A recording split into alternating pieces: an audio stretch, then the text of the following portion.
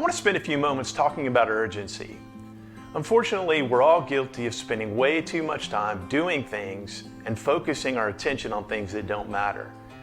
You see, there's a thing in all of our lives, a thing that is more important to us than anything else. It's what we think about more than anything else. We spend our time pursuing it. We spend our money on it. And it's that thing that if we don't have it, we'll do whatever we have to get it. And if we do have it, we'll do whatever is necessary not to lose it. You could say whatever that thing is, it rules our hearts. It becomes the object of our worship. It might be a relationship. It might be a career.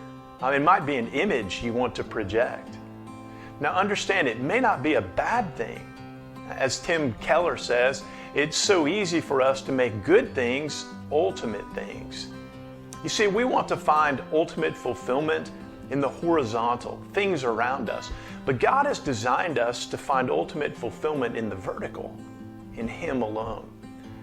Jesus was constantly seeking to reorient the disciples' earthly perspective to align with a proper view of life that places God at the center, a vertical, an eternal perspective.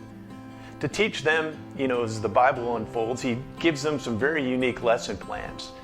Winds and waves of a stormy lake, the harsh reality of sickness and suffering and death. And He even used creative stories, we call these parables, to help them see eternal truths. As Jesus' earthly ministry begins to wind down, the disciples are starting to think vertically. They're not there yet, but they're beginning to see their everyday reality through the lenses of eternity. So one day they come to Jesus with a question. And the question in Matthew chapter 24 is this: when will the world end? Tell us what the signs of the end of the world will be.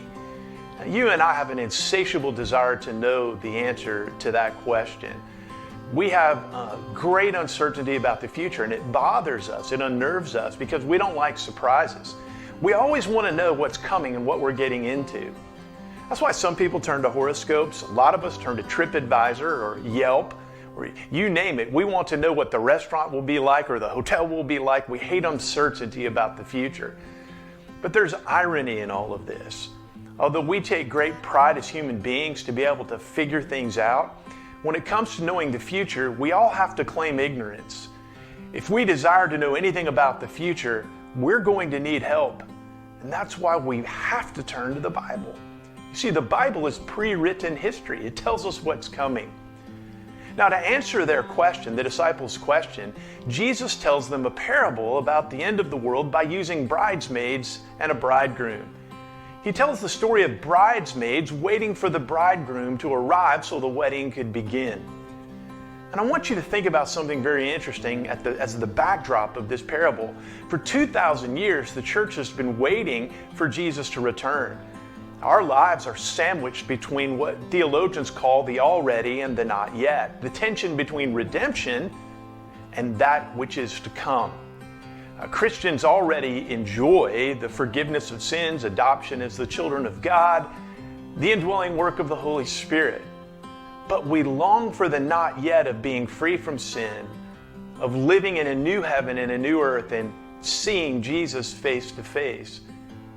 You see, when the disciples asked the question, when is the not yet coming? Or maybe stated another way, when is up there going to come down here? Jesus doesn't give them a date on a calendar. He tells them a story. He tells them a parable. You see, for Jesus, the second coming is really not about a date on a calendar. For Him, it's about a way of life. It's not about timetables, it's about lifestyles.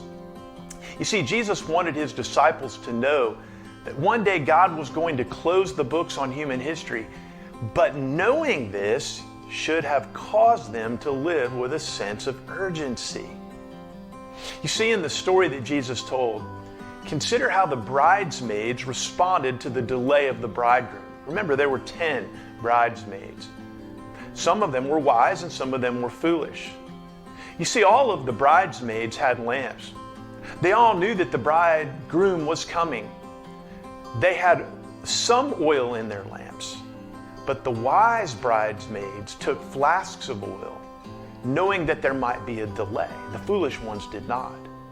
You see, both groups knew it was going to happen, but only 5 expected it to happen, and only 5 were ready. Only 5 took it seriously.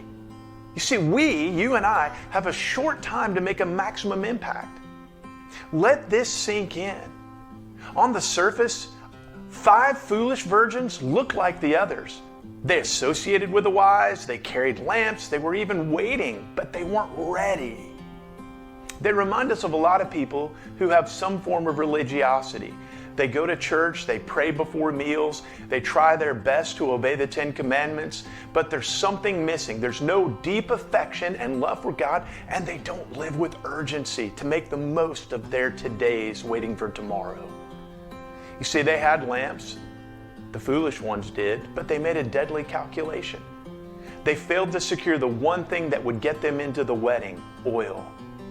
And look at the response that they received. You had your religion, you knew that it was coming, but you were empty inside. Empty lamps may look good on the outside, but when the bridegroom comes, they're useless. You see, Jesus wanted to make a point to his disciples. Knowing that the bridegroom was coming should cause them to live with a sense of urgency and faithfulness. Jesus wasn't trying to frighten his disciples into thinking that they would miss the wedding. He was challenging them to live faithfully and with urgency until the wedding came and the bridegroom arrived.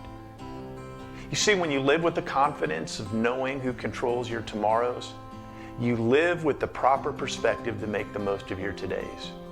Here's the point. You and I have a limited time to make the most of our influence. Let that sink in and start living your life not by chasing things that don't matter.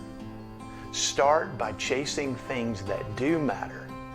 Fill your lamps with oil and live with urgency today, knowing that any moment the bridegroom can come.